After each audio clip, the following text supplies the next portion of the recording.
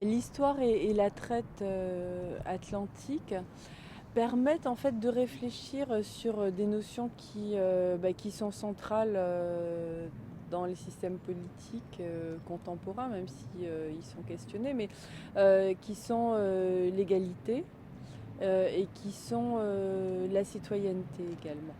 Parce que l'esclavage, c'est justement un système d'inégalité.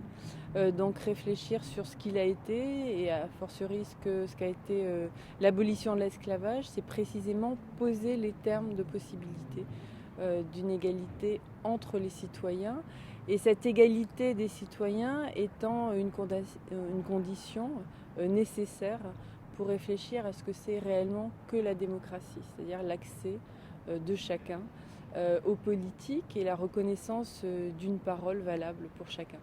Je pense que les artistes offrent en fait offrent des images, offrent des supports que d'une certaine façon l'écriture ne permet pas. C'est-à-dire que l'enchaînement des mots qui constituent des phrases ne permet pas toujours de rendre compte de ce qu'a pu être la souffrance, de ce qu'a pu être la violence, ou au contraire la résilience et même l'amour et les sentiments.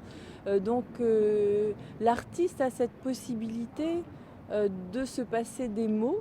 Il a cette possibilité aussi d'aller au-delà de ce que les archives peuvent dire. Les archives ont des silences.